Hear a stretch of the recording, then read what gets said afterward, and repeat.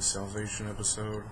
This was probably the best finale Smallville's ever had. Definitely better than last season with Doomsday. Just want to talk about a couple of things. The first scene in the episode where Clark has a vision of the future. That's where we get that glimpse into the future that they kept talking about in the rumors. He sees a vision of the future. Perry White is the editor of the Daily Planet. Lois has glasses for some reason and has a new hairstyle. And you also hear someone, you hear someone call out, look up in the sky. Lois goes through the window, or she's walking towards where everyone else is going. Then you hear the name, get that camera, get that picture, Olsen, something like that. And so now we know that Jimmy's in the future. Of course he is, but at least it's the first time since season 8, that they've talked about the actual Jimmy Olsen, not the Henry Olsen, which was ridiculous for them to do. Change his name last season, but whatever. So then we see that there's a plane, and all this is taking place in the year 2013. So how that year plays out in the season, in the series, we don't know. So there's a plane going down, and then everyone goes to the window, looks, sees what's going on, and you see a red and blue blur going up right in front of the camera, and then you see like the plane being lifted up, but you don't really see Superman at first. Not even at first. You don't see him at all, except if you slow it down. You can probably see this on Blu-ray when the Blu-ray comes out. If you slow it down enough, you can see a really noticeable CG Superman. You don't know who he looks like. It's Superman, but he doesn't have. You can't tell if it's Welling's face. Probably is, but he doesn't. They don't show the face. You can see the yellow belt, the blue suit with the red cape and the S. After Clark gets up, he opens a box that Martha gives him. It says on a letter, if you decide to stay, if he decides to stay on Earth. And he opens the box, and we finally see what we've been wanting to see all these seasons. He finally has the suit. Finally. He doesn't wear it, but we see the S symbol reflect in his eye. So we know he has it. I don't know if he's going to use it, but he has it at least. Hopefully he does. I think he will. Because the whole episode had Clark acting very Superman-like. Acting confident, or, we got to do this, we got to do that. I'll make the sacrifice, I have to do this. No more of the, I don't know what I'm going to do. No more of the emo Clark. Still wore black, but he didn't beat himself up that much. And speaking of getting beaten up, Tess gets pretty beaten up in this episode. Not so much getting beaten with hands, but she gets burned by Zod pretty badly and is left in the fortress to die. Zod destroys the console, so now Jor-El, I doubt we'll be able to come back at least with that console, but Tess tells Clark that there was a console for the Book of Ra. There was a console that the Kandorians created out of crystals, and she hid it in a sort of looked like a fountain thing on the top of the Daily Planet.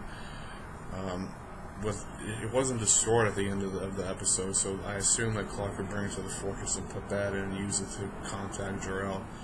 Or something else will happen. The fortress was destroyed once before and it came back, so I'm sure they'll be able to do something. But Tess gets burned by Zod. Tess goes into the hospital. Then the allusion to who the next villain is going to be. We see when Clark first goes into the hospital, this old lady knitting. Now, I didn't know who it was. She had a hood on. You couldn't see the face at all. So I thought, maybe it's just someone in there. I actually thought it was one of the heroes just in the disguise. But then Tess is freaking out, and she either dies or they calm her. She either dies or they calm her down enough for her to not do anything.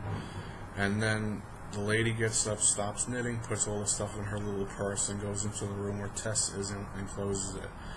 Now, a lot of people have been saying that the new gods, Darkseid and Apocalypse, are all going to come.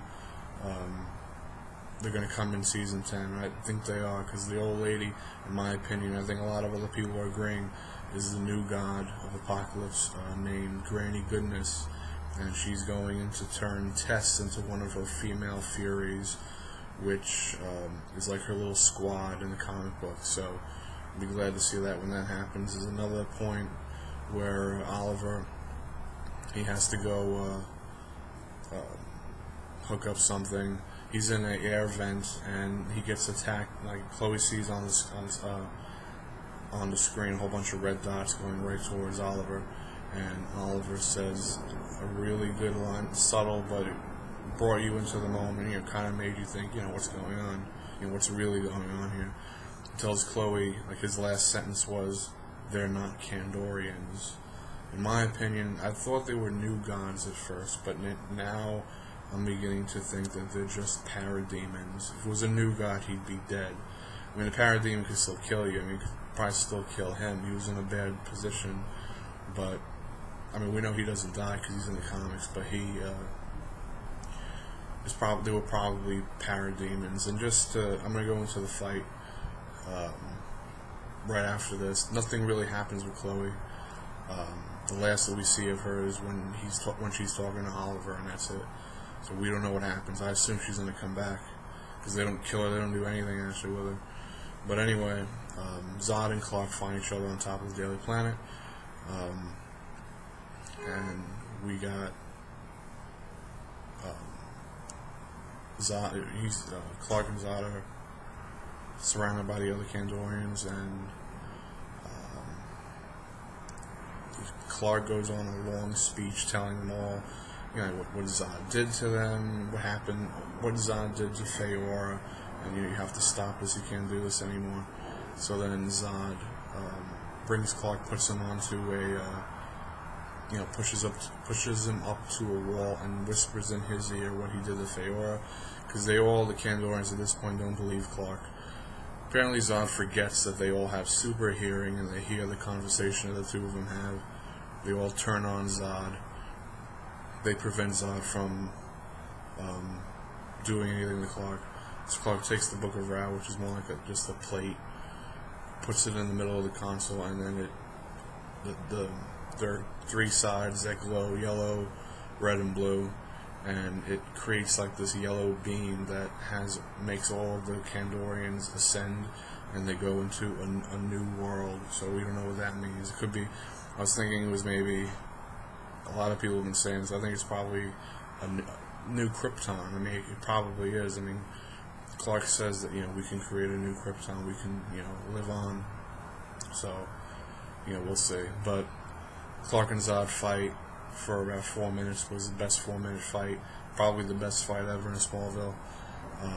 It's raining. It makes it look epic. The only reason why Zod and Clark aren't brought up is because Zod has a blue kryptonite dagger, and they fight, and Zod pushes Clark towards the edge, and in order to have Zod be taken up, Clark takes the dagger, stabs himself, falls off the ledge of the Daily Planet, and Zod goes and ascends into this new world.